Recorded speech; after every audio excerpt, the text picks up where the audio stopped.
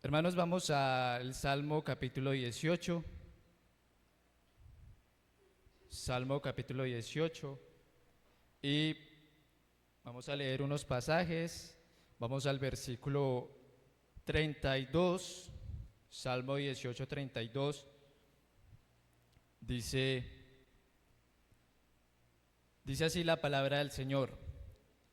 Dios es el que me ciñe de poder y quien hace perfecto mi camino, quien hace mis pies como de sierva y me hace estar firme sobre mis alturas, quien adiestra mis manos, ¿para qué?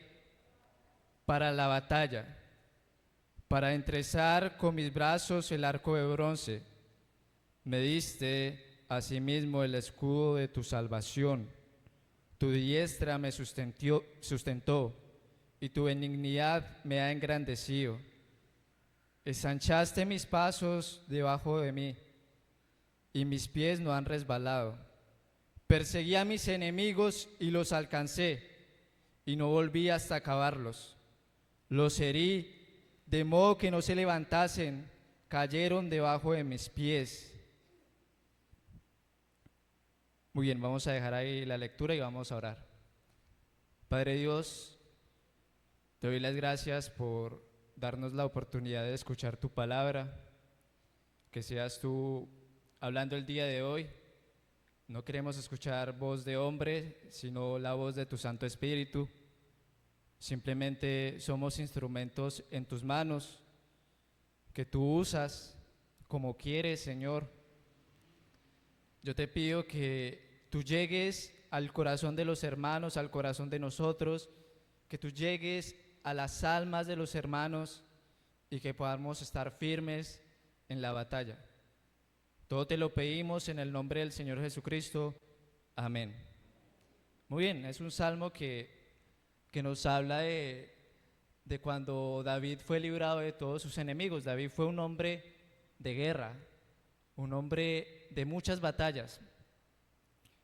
Pensaba en que a lo largo de la humanidad ha habido muchas batallas, en especial en la Edad Media, donde Europa era gobernada por la Iglesia Católica Romana. Se empezaron a hacer guerras por motivos religiosos, donde la recompensa de esta guerra aparentemente era espiritual. El que participaba en esta guerra, ellos creían que iban a recibir una recompensa espiritual en los cielos. En el siglo XIII, el Papa, autorizó las cruzadas.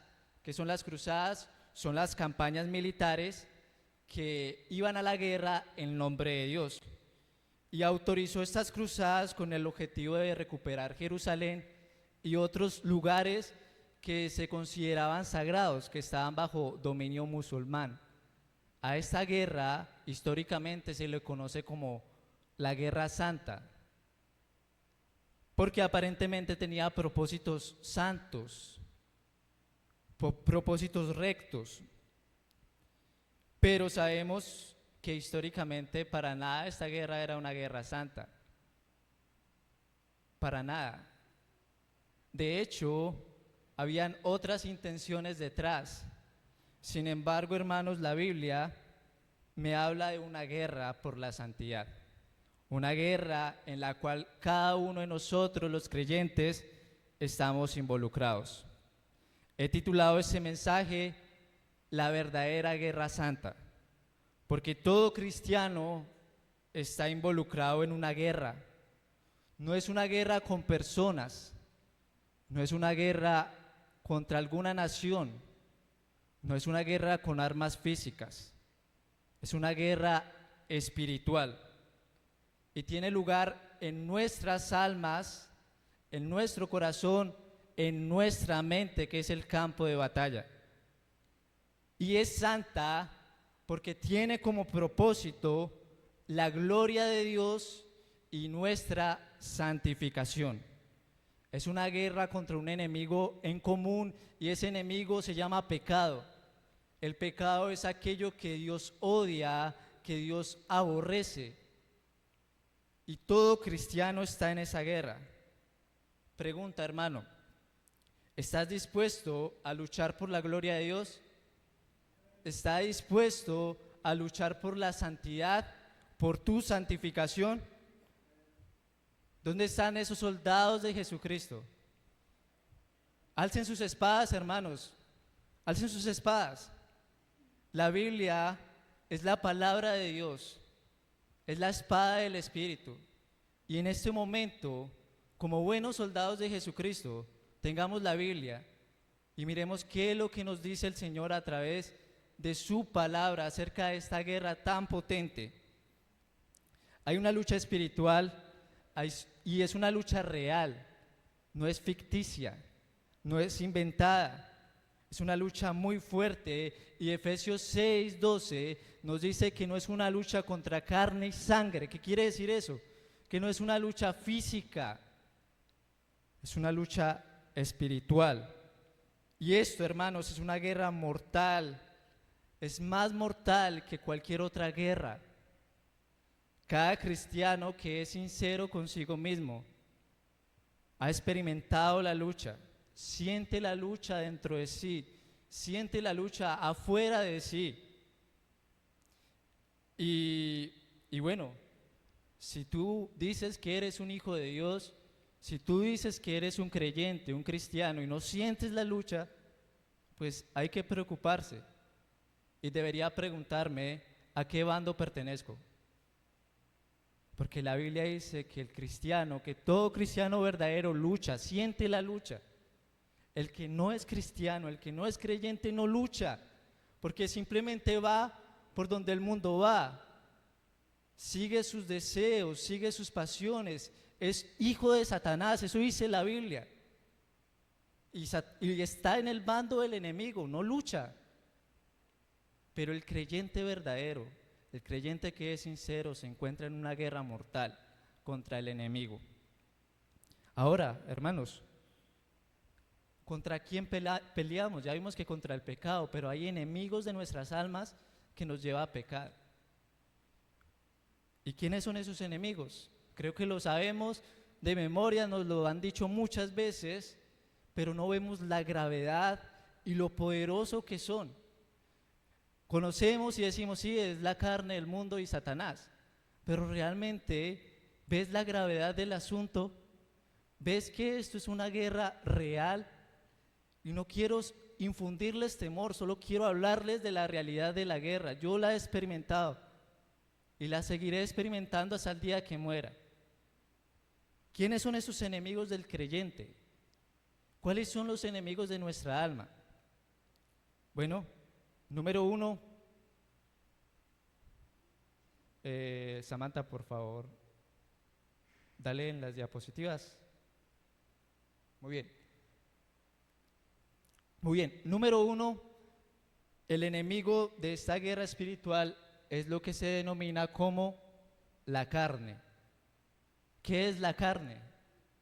Hace poco hablaba con los niños y les decía que ¿cuál creen ustedes que es el enemigo más fuerte? Y ellos decían la carne. Y yo les decía, ¿por qué? Porque somos nosotros mismos. ¿Qué cosa? La carne habla de nuestra naturaleza pecaminosa, de nuestra naturaleza caída, de nuestros deseos que aún están dentro de nosotros. La carne es el único enemigo que ataca internamente. Los otros atacarán externamente, pero la carne ataca internamente. Y es el enemigo más fuerte porque somos nosotros mismos, es el yo. Muchas veces nosotros nos saboteamos, hay una lucha interna con nuestras pasiones, con nuestros deseos. ¿Y qué dice la Biblia? Vamos todos, utilicen su Biblia, vamos a Gálatas 5:17.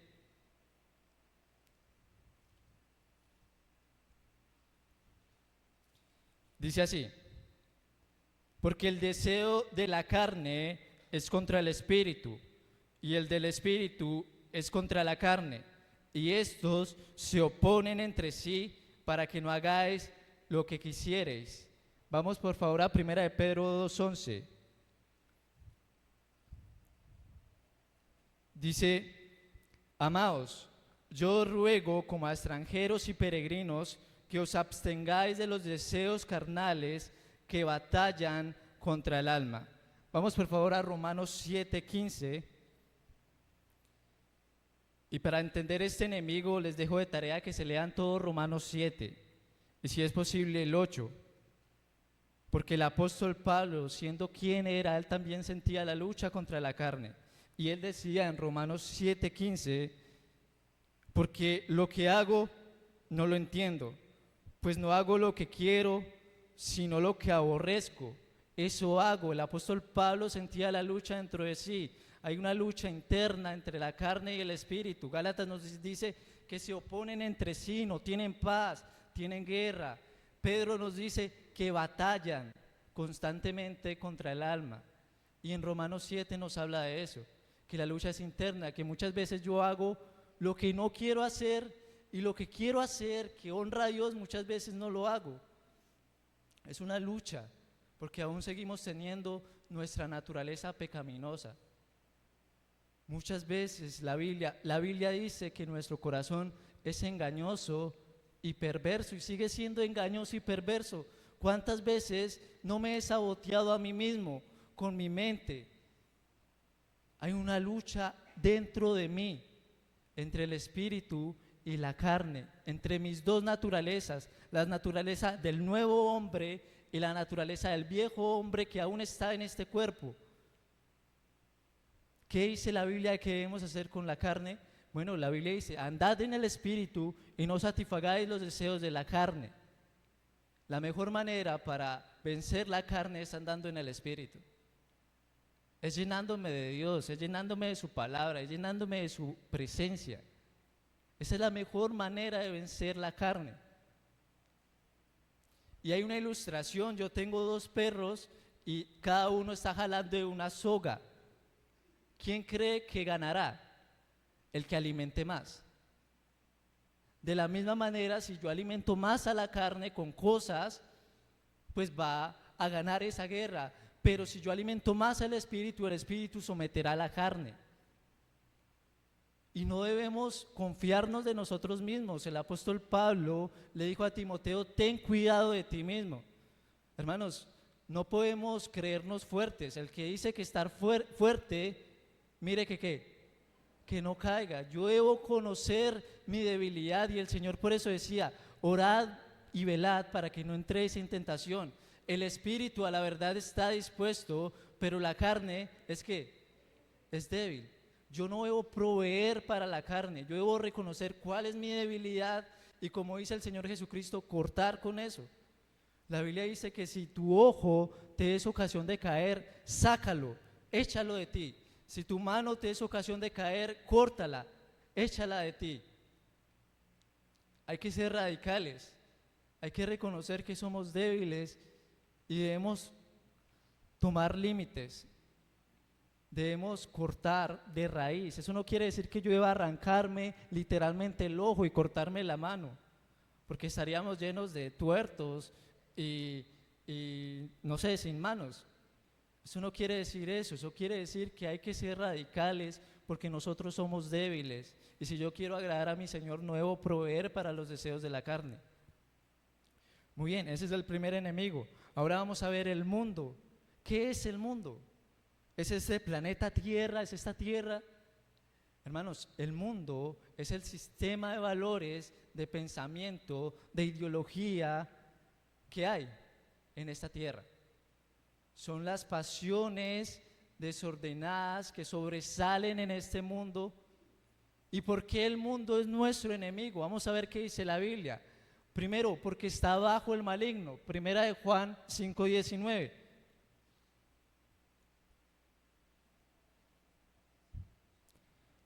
Dice así la palabra del Señor, primera de Juan 5:19. Sabemos que somos de Dios y el mundo entero está bajo ¿qué? El maligno, hermanos. Este mundo caído, ¿quién lo gobierna? El diablo. Cuando el diablo tentó a Jesús, ¿qué le ofreció? Todos los reinos del mundo. Jesús lo llama al príncipe de este mundo porque Él es el que controla este mundo de alguna manera. Obviamente Dios se lo permite, pero Él no hará nada más de lo que Dios le ha de permitir. Pero este mundo caído está bajo el maligno. El entretenimiento, la industria del entretenimiento, del deporte, de la música, los gobiernos, las organizaciones, muchas organizaciones benéficas, todo eso está bajo el maligno. Este mundo caído está bajo el maligno, hermanos. ¿Y por qué muchos cantantes llegan donde están? Porque aparentemente hacen pacto con Satanás y en esos conciertos aparentemente hacen cosas muy extrañas que parecen rituales satánicos. Y es porque el mundo entero está bajo el maligno, por eso es nuestro enemigo. También porque el mundo ofrece lo pecaminoso y lo temporal. Primera de Juan 2:16 dice, vamos a leer desde el 15: no améis al mundo ni las cosas que están en el mundo. Si alguno ama al mundo, el amor del Padre no está en él.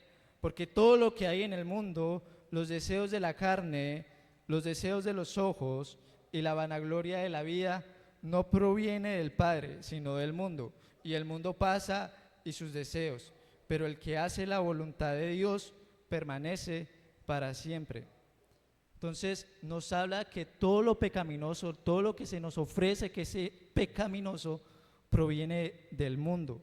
Dice, los deseos de la carne, los deseos de los ojos, la vanagloria de la vida, y el mundo es experto en ofrecernos ambientes que nos llevan a pecar, ambientes de lujuria, ambientes de orgullo, donde es que yo sé más, yo he estudiado más,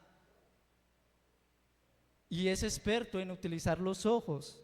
El mundo te cautiva a través de la vista, a través de la vista. Va por el centro comercial, ve tienda de zapatos, vestidos, y tú quedas ahí cautivado.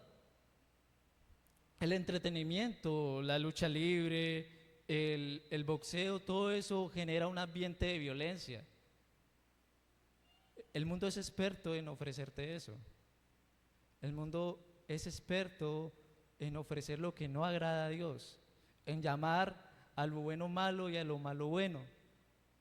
El mundo te dice, puedes beber todo lo que quieras, de vez en cuando no está mal. El mundo te dice, puedes tener relaciones sexuales antes del matrimonio, eso está bien. No, eso no proviene de Dios, eso proviene del mundo y de las ideas y sistemas de valores que están en el mundo. Por eso el mundo es nuestro enemigo y además todas estas cosas que están en el mundo es temporal. ¿Dónde quedarán los títulos? ¿Dónde quedarán los placeres dentro de 100 años? Todo eso es temporal y todo esto algún día pasará. Pero aquí dice que el que hace la voluntad de Dios permanece para siempre. ¿Y qué dice la Biblia que debemos hacer con respecto al mundo? No conformarse al mundo. No conformarme a lo que el mundo dice que yo debo de hacer. No amar al mundo. Muchas veces amamos más al mundo de lo que amamos a Dios. Amamos más el partido de fútbol que dura 2 horas antes que la reunión de oración que dura 2 horas.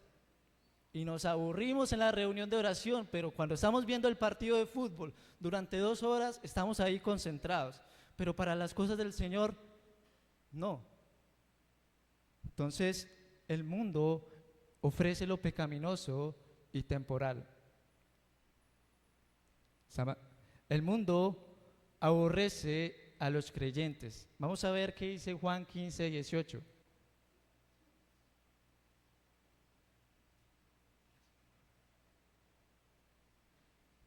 Juan 15:18 dice lo siguiente: si el mundo os aborrece, sabed que a mí me ha aborrecido antes que vosotros. Si fueras del mundo, el mundo amaría lo suyo, pero no sois del mundo. Antes yo os elegí del mundo, por eso el mundo os aborrece. El mundo aborrece a los cristianos, por eso hay tantas persecuciones, por eso hay tantas burlas, por eso el vecino se burla de ti, por eso te dicen el aleluya, por eso te dicen el pastor. Hermanos, el mundo nos aborrece, Eso dice el Señor Jesucristo. Y hay un versículo en Primera de Pedro, vamos a Primera de Pedro 4, versículo 4. Dice: a estos les parece cosa extraña que vosotros no corráis con ellos en el mismo desenfreno de disolución y os ultrajan. El mundo aborrece a los cristianos. Entonces por eso el mundo es nuestro enemigo. Aquí no quiero decir que las personas, yo debo hacer las guerras con ellas, no. La Biblia dice que yo debo ser luz en el mundo. La Biblia dice: conviertas en ellos a ti y tú no te conviertas a ellos. Yo debo dar testimonios, yo debo amarlos, yo debo mostrarles a Cristo, pero debo entender que el sistema de valores del mundo y lo que el mundo dice de los cristianos es para mal. Muy bien, entonces, y número 3, porque está en guerra con Dios. El mundo, hermanos, está en guerra con Dios. Santiago 4:4, lo voy a parafrasear, dice: oh almas adúlteras, ¿no sabéis que la amistad con el mundo es enemistad contra Dios? Eso dice Santiago 4:4. ¿Qué está ahí queriendo decir? Que el mundo está en guerra con Dios, y hay muchos cristianos que se están poniendo de amigos con el mundo. Pero ahí dice que el que se constituye amigo del mundo es enemigo de Dios, porque el mundo está en guerra con Dios. Entonces por eso el mundo es nuestro enemigo. Ahora, vamos a un tercer enemigo que muchas veces ignoramos. Hay hermanos que nos vamos a los extremos, hay hermanos que satanizan todo sin dejar de ver la naturaleza pecaminosa y el mundo, pero hay otros hermanos que solamente se basan en la naturaleza pecaminosa y deja de ver que hay un reino espiritual, que hay un enemigo que busca nuestro mal, y es real, y su nombre es Satanás, el adversario, el diablo, el calumniador. ¿Y qué dice? Vamos a Efesios 6:12, ahorita no lo nombramos, pero vamos a leerlo.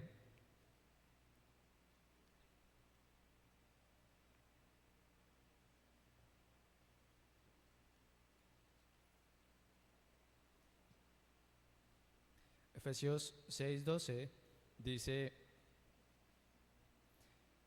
porque no tenemos lucha contra sangre y carne, sino contra principados, contra potestades, contra los gobernadores de las tinieblas de ese siglo, contra las huestes espirituales de maldad en las regiones celestes. Por tanto, tomad toda la armadura de Dios para que podáis resistir en el día malo, y habiendo acabado todo, estar firmes. Pero el versículo 12 nos habla de principados, nos habla de potestades, de gobernadores de las tinieblas y de huestes espirituales ¿de qué? De maldad. Hay un reino espiritual y muchas veces creemos que Satanás es omnipresente, que Él está en todos lados. Él no es omnipresente, Él es una creación de Dios. Pero sabemos que cuando Él cayó, cuando Él se enorgulleció, arrastró consigo una tercera parte de los ángeles. Y la Biblia dice que los ángeles son millares de millares, millones de millones. Entonces, ¿cuánto sería la tercera parte? Y todos esos están acá, en este mundo. Ángeles caídos, demonios. Y según ese pasaje funcionan por jerarquías. Hay principados, hay gobernadores y hay huestes, o sea, soldados rasos. El enemigo también está estructurado de una forma para atacarnos y buscar nuestro mal, para tentarnos, para seducirnos, para apartarnos de Dios, y es real, el enemigo es real. Vamos a leer 1 de Pedro 5:8.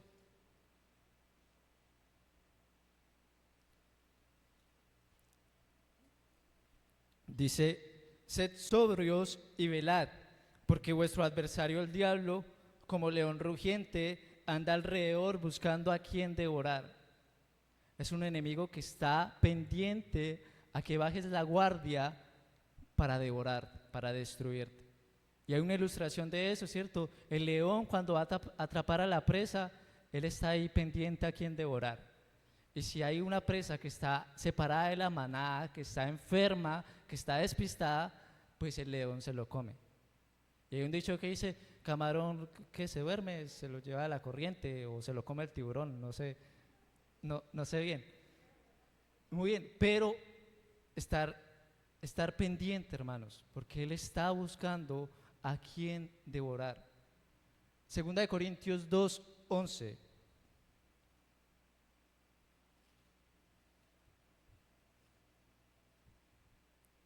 Dice, para que Satanás no gane ventaja alguna sobre nosotros, pues no ignoramos sus maquinaciones. ¿Qué es maquinaciones? Son estrategias con intenciones malvadas. Él utilizará cualquier tipo de estrategia para hacer caer al creyente. Y la Biblia dice que no ignoremos sus maquinaciones, porque Él está ahí pendiente para hacerte caer. Y Juan 10:10, bueno, lo voy a nombrar, dice que el ladrón no vino sino para robar, para matar y para destruir. Ese es el propósito de Satanás, apartarnos de Dios, quitarnos la comunión con Dios. Él ya no nos puede quitar la salvación porque estamos seguros en Dios. Él ya no tiene potestad sobre nosotros, pero lo que sí Él busca es que nos apartemos de Dios y vivamos una vida miserable aquí en la tierra. Él quiere quitarme el gozo de la salvación. Él quiere que yo no utilice mis dones. Él quiere que yo no sirva al Señor, que yo no predique el Evangelio.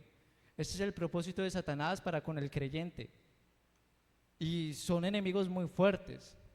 ¿Y qué dice la Biblia que debemos hacer con respecto a Satanás? Santiago 4 dice, someteos pues a Dios, resistid al diablo y huirá de vosotros. El diablo es experto también en atacarnos con mentiras. Y la mejor forma de contrarrestar una mentira es con la verdad y creyendo la verdad. El Señor Jesucristo se defendió de Satanás y atacó a Satanás citando la Escritura. Escrito está. Y Efesios nos dice, tomen el escudo de la fe para que podáis resistir a los dardos de fuego del enemigo. Entonces, hay que resistirlo, firmes en la fe. Muy bien, son enemigos muy poderosos y yo me preguntaba por qué el Señor permite que batallemos esta guerra tan mortal, tan fuerte, tan difícil. Y hay una ilustración de eso en el libro de Jueces, capítulo 3, versículo 1 al 4. Vamos a leerlo rápidamente.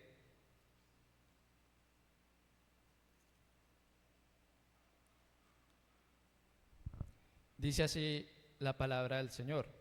Estas pues son las naciones que eligió Jehová para probar con ellas a Israel, a todos aquellos que no habían conocido todas las guerras de Canaán, solamente para que el linaje de los hijos de Israel conociesen ¿qué?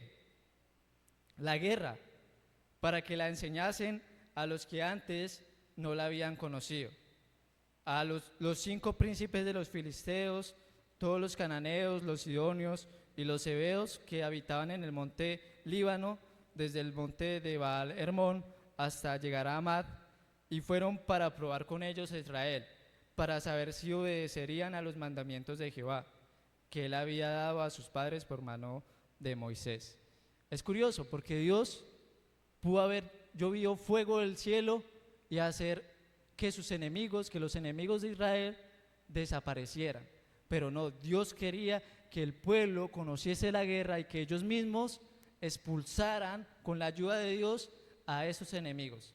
Aquí el propósito de la guerra primeramente es para aprender a pelear, para aprender a defenderse, pero también para saber lo que había en el corazón de ellos. Es en medio de la guerra donde podemos ver nuestro corazón, nuestras falencias, y podemos ver y decirle al Señor que nos ayude para mejorar en esas debilidades, pero también para obedecer. Esos enemigos están ahí para obedecer, para mi santificación, para que a través de la guerra yo pueda depender de Dios y pueda obedecerle, pueda darle gloria a Él. Y obviamente el último propósito de la guerra es la dependencia de Dios, es depender de Dios. Es no confiar en mí, sino depender de Dios. Es pelear, pero junto con mi Dios. ¿Cierto? Él pudo haber hecho desde el momento en que yo creí en Jesucristo, me pudo haber llevado al cielo, fuera de los males de este mundo, fuera del Satanás, con un cuerpo glorificado, pero no. Él quiere entrenarme, Él quiere prepararme en esta guerra para que yo aprenda a pelear, para que yo aprenda a utilizar la palabra de verdad, para que yo aprenda a depender de Él y no en mis propios méritos. Por eso es que luchamos, hermanos. Porque Dios quiere que tú dependas de Él, porque Dios quiere que tú aprendas a pelear, porque Dios quiere que tú aprendas a obedecer. Muy bien, y son enemigos muy poderosos, son muy fuertes. Los enemigos de Israel en aquella época eran demasiado fuertes. Y yo me hacía una pregunta: ¿puedo vencer estos enemigos tan fuertes? ¿Qué creen ustedes? ¿Puedo vencer esos enemigos tan fuertes? No puedo, no puedo, sencillamente no puedo. No puedo, hermanos. Lo he intentado, me he esforzado y no puedo.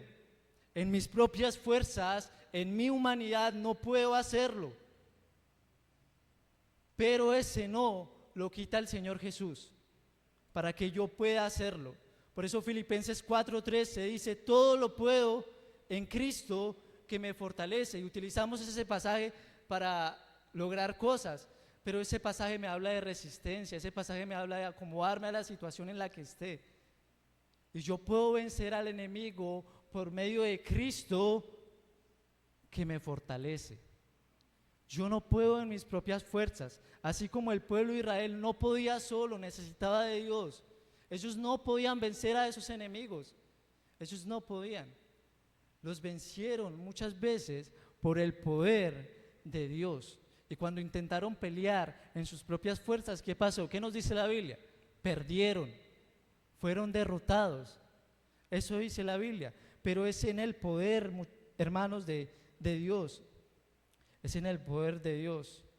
Y sin duda, hermanos, esta lucha va a durar toda la vida y debemos batallar, pero Dios está ahí con nosotros para ayudarnos a pelear nuestras batallas. Hay dos versículos que quiero leer rápidamente. Deuteronomio, capítulo 20.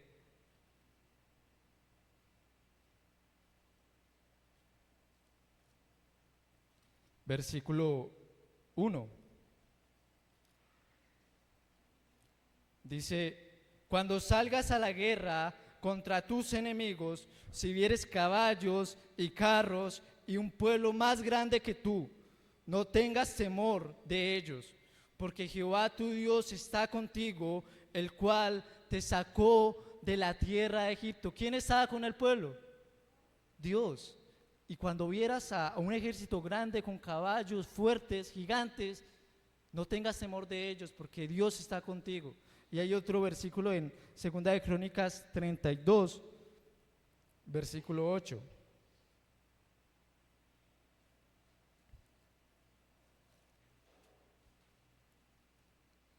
Dice: con él está el brazo de carne, mas con nosotros está Jehová nuestro Dios, para ayudarnos y pelear nuestras, ¿qué? Nuestras batallas. Con nosotros está el Señor, con nosotros está Dios. Y el Salmo 18, versículo 17. Vamos a ver qué nos dice el Salmo 18, versículo 17. Salmo 18, versículo 17 dice: me libró de mi poderoso enemigo y de los que me aborrecían, pues eran más fuertes que ¿qué? Que yo. Me asaltaron en el día de mi quebranto, mas Jehová fue mi apoyo, me sacó al lugar espacioso, me libró porque se agradó de mí. El salmista está diciendo que los enemigos de David eran muchísimo más fuertes que él. Pero ¿quién ganó esas batallas de David? Dios. Dios fue el que ganó esas batallas. Y hermanos, Dios nos ha dejado medios para que podamos vencer. Segunda de Corintios 10:4 dice: las armas de nuestra milicia no son carnales, sino poderosas en Dios para la destrucción de fortalezas. Dios nos ha dejado herramientas para que podamos vencer a ese enemigo más fuerte que nosotros. Sí, son más fuertes que nosotros, pero Dios es muchísimo, infinitamente más fuerte que ellos. Y la Biblia dice que todo cristiano verdadero, todo cristiano sincero, dentro de sí tiene el Espíritu Santo, y el Espíritu Santo es Dios mismo. Hermano, Dios mismo mora dentro de nosotros para ayudarnos a derrotar al enemigo. Él nos ha dejado los medios. En Efesios 6, lo pueden estudiar en sus casas, nos ha dejado una armadura para que podamos resistir al día malo. También nos ha dejado dentro de la armadura la palabra de Dios para vencer. También nos ha dejado la oración. Podemos comunicarnos con Dios en el momento que estamos siendo tentados, que no podemos más. Podemos comunicarnos con Dios para que Él renueve nuestras fuerzas. Podemos entrar confiadamente al trono de la gracia. También nos ha permitido alabarle. En medio de la guerra, alaba a Dios. Piense en Josafat cuando fue a la guerra. Antes de ir a enfrentar a su enemigo, ¿qué hizo Josafat y el pueblo? Cantó a Dios, cantó alabanzas a Dios. Cuando sientas que no puedes orar, que no puedes leer, canta a Dios, alaba a Dios, adora a Dios. Pero también nos dejó la iglesia, los hermanos. Mejor son dos que uno. Si uno se cae, el otro ¿qué hace? Lo levanta. Y mejor son dos que uno, porque dos recibirán mejor paga de su salario. Hermanos, debemos estar en manada, porque el que no esté en manada, ¿qué pasa? ¿Quién se lo desayuna? Debemos estar juntos, debemos sobrellevar las cargas los unos a los otros. Debemos permanecer en comunión, hermanos. Yo debo depender de mi hermano, yo necesito que oren por mí. Ustedes necesitan que oren por ustedes, necesitamos una hermandad para vencer al enemigo. Hay un dicho que dice: unidos hacemos la diferencia, sí, es verdad. Yo no puedo solo, yo no soy un llanero solitario. Cuando estoy solo, cuando estoy separado de mis hermanos, soy presa fácil del enemigo. Necesito estar en comunidad. Y Dios ha dejado la iglesia como un recurso también para que yo pueda vencer al enemigo. Él nos ha dejado armas que no son carnales, pero que son poderosas en Dios para destrucción de fortalezas del enemigo. Ahora, algo que a mí me da mucha esperanza, hermanos, en esta guerra tan mortal, en esta guerra tan fuerte, es que Dios me garantiza la victoria, porque el Señor Jesús ya venció. Él ya venció a cada uno de estos enemigos. Cristo ya venció a la carne. Romanos 6:6, vamos a ver qué dice Romanos 6:6.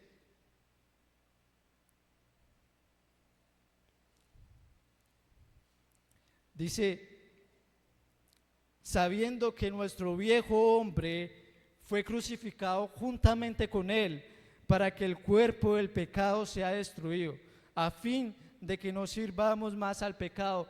El Señor Jesús venció la carne.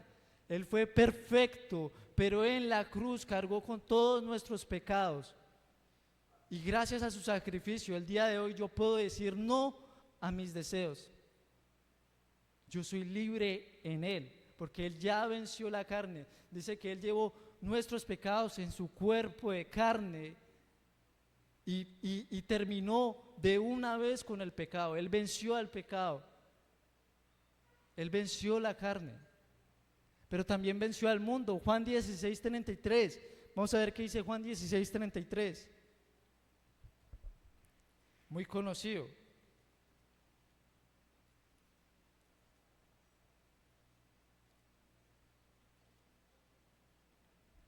Dice: esas cosas os he hablado para que en mí tengáis paz. En el mundo tendréis aflicción, pero confiad, yo he vencido ¿a qué? Al mundo. El Señor Jesús venció al mundo. Venció la carne, venció al mundo. Y adivinen a quién más venció: a Satanás. Hebreos 2:24. Vamos a leerlo.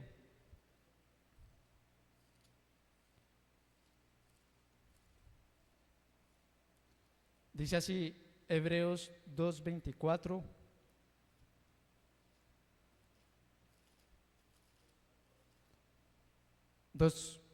14, sí señor. Dice, así que, por cuanto los hijos participaron de carne y sangre, él también participó de lo mismo para destruir por medio de la muerte al que tenía el imperio de la muerte, esto es, al diablo. Y vamos a Colosenses 2:15. Colosenses 2:15. Dice,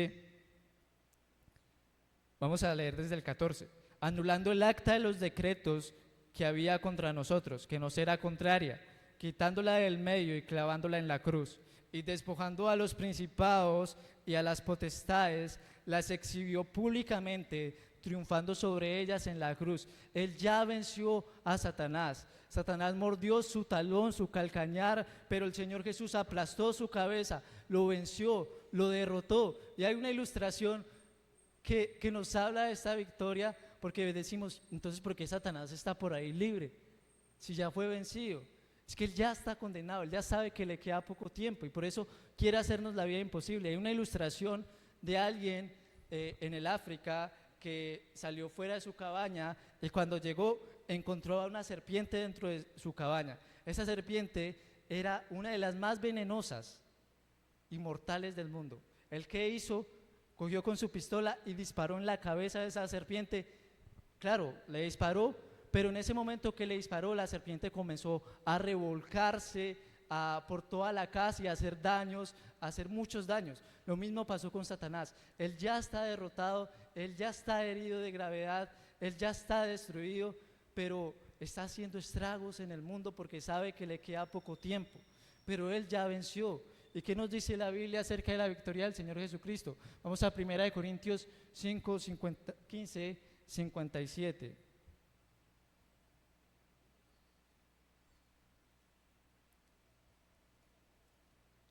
Dice, más gracias sean dadas a Dios que nos da la victoria por medio de nuestro Señor Jesucristo.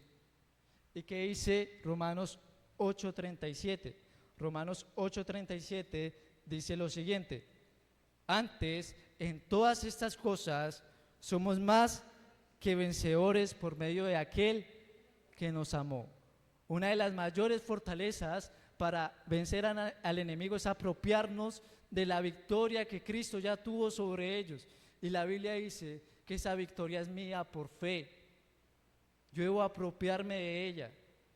Él ya venció lo que yo no podía vencer y Él está conmigo. Él está contigo, hermano, que luchas, hermano, que no ves avances.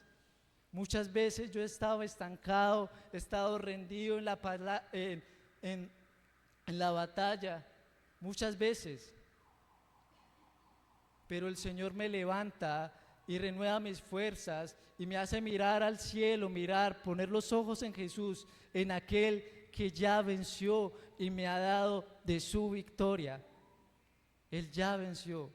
La lucha es real, la batalla es real, los enemigos son reales, son fuertes, pero mayor es el que está en nosotros que el que está en el mundo. Él nos garantiza la victoria, no es imposible. La Biblia dice al que venciere, y si la Biblia dice al que venciere es porque sí podemos vencer en Cristo. La victoria está en Jesucristo. ¿Quién es el que vence al mundo? Sino que el que cree que Jesús es el Hijo de Dios. 1 Juan 5. Hermanos, que el Señor bendiga su palabra y vámonos a casa conscientes de la lucha, pero conscientes de que el Señor nos ha dado herramientas, nos ha dado la victoria en Cristo y que somos más que vencedores en Él. Que el Señor les bendiga. Vamos a orar. Dios, Padre amado, te damos gracias por tu palabra. Bendícela el día de hoy, que tú llegues a los corazones. Padre, que seas tú hablando, que seas tú quitando todo sentimiento de soberbia, de orgullo de nosotros, y que podamos recibir con mansedumbre, con humildad tu palabra. Padre, tal vez hay cosas que no nos guste escuchar, pero ayúdanos a recibir con humildad tu palabra. Padre, ayúdanos en la batalla, porque el Salmo 18 dice que tú, Señor, nos ciñes de poder, que tú nos preparas para la batalla, y que tú nos das la victoria y nos has librado de nuestro poderoso enemigo, que es mucho más fuerte que nosotros, pero tú eres más fuerte que ellos. Te doy las gracias, mi Dios, y dejo todo en tus manos, en el nombre del Señor Jesús. Amén. Dios les bendiga, hermanos.